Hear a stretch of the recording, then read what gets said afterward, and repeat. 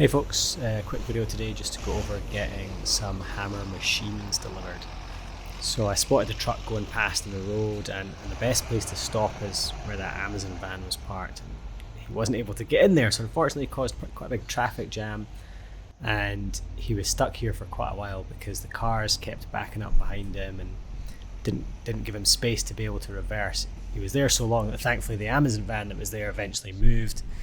But then this other car in front kind of managed to get himself stuck in there. He came out of a little side street, and so the truck's trying to reverse and get back this way, but everybody else is trying to go the other way. And now at one point I was thinking I should really go out there and help him and stop the traffic, but I was filming, and so hope you appreciate it. But he did get parked up and took the side of the truck off and started unwrapping.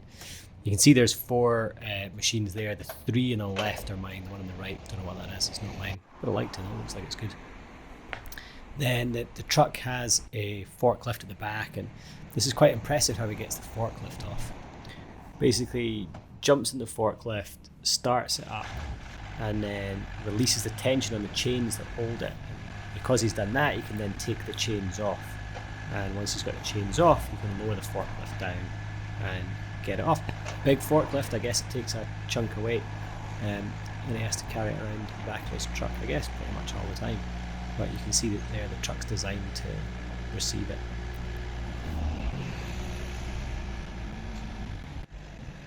Thankfully by now the traffic seems to have calmed down a bit. I think originally because he was blocking the road, he was kind of stopping everybody, and it just built up, and so when he was trying to park, all the traffic that had been built up was trying to clear. Now he has got a bit more space and he can get on with it, but there are still cars, it's still quite a busy road, and so he has to kind of watch out for them as he goes. So this turns out this was the Hammer HS950, the belt sander that was first off. It's all packed up in that box. I was a bit worried about him here. I nearly pushed a pedestrian crossing, but I didn't need to. Next up we've got the planar thicknesser A341. Came off nice and easily, some cars there trying to get past, a bit of traffic, but he made it out and round. And what he's doing with them is he's just sticking them at the front of the shop there, and then inside I'm going to open the doors and I've got a pallet truck inside, and I'll come out and get them and pull them in with the pallet truck.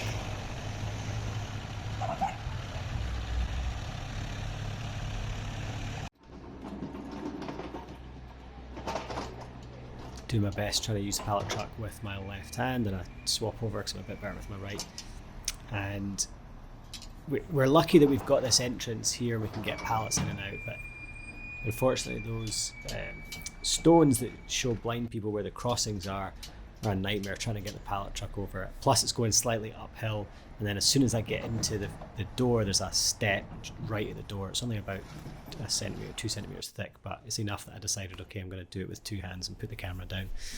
This is the N4400 bandsaw that he dropped outside the door while I was doing that, and by the time I'd pulled that one in, the guy was done and he was packing up, buttoning down his truck. Really top guy, handled delivery really well, and he was good to chat to, so appreciated it. I think the way they work is that Hammer Felder in the UK just outsource it to a firm, and so essentially they give you a ballpark delivery day. So what happened for me is they said, we might do it the afternoon before, we might do it the next morning, we're not exactly sure. And then the driver phoned me, and he looked at his route, saw what was best for him, when he needed to take his breaks and stuff, and so because I was able to talk to him, I was able to get quite an accurate time on when he was going to come. And he dealt with a difficult unload there with all the traffic, but he handled it really well, didn't get stressed, and so that was great. Here I'm just going through and getting a first look at all the machines, taking all the wrapping off. All of this wrapping's like stapled down onto the pallet, so it's a bit of a pain to remove, but it was nice just to get the first look in and see these machines. I never really thought that I'd be able to get machines like this. I used to always watch people on YouTube or dream about what my dream workshop would look like, and I never really figured that I would get it, or maybe I thought like in my dreams, I'll get it at some point or whatever. And so this delivery of these 3 machines was a huge moment for me. I was so chuffed to be able to get them, and really looking forward to setting them up and being able to use them and making some cool stuff and I really like having a good machine that works really well and you can depend on it, it's reliable, it's accurate, etc. And these totally seem to fit the bill for that. So yeah, I was very excited to get them into the shop and start using them. But as you can see at this stage, there's quite a bit of setup to do before that. I'll do individual setup videos for the planer thicknesser and for the sander, because there's not that much to do in the bandsaw. It's pretty self-explanatory. There was one tricky bit with the bandsaw, which I'll show you at the end of this video, was just getting it into the workshop because it was too tall to fit through the door. So I did manage to get it in.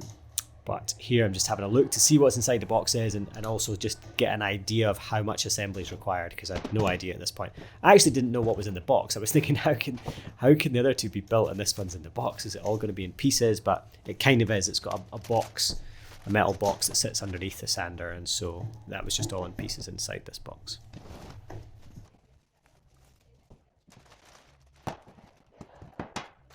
As you can see here, unfortunately, on top of the pallet, the bandsaw just doesn't quite fit through the door, and certainly not with this hook on top. So I had a look at the bottom, and as you can see, there's 3 layers of wood between the pallet truck and the bottom of the bandsaw. So I thought about it for a while. I thought about trying to build a mobile base for it with wheels and stuff, and I thought that might take too long. So I figured I'd kind of make a bodged second pallet that was just a lot thinner. So I unscrewed the bandsaw from the base, and then set up a bit of OSB with a couple of bits of wood underneath it that was the right height. I started trying to lever the bandsaw onto the new pallet, but it wasn't going very well and it was starting to tip a bit, and then I thought, let me just try and manhandle it. And it was actually easier to move than I thought it was going to be.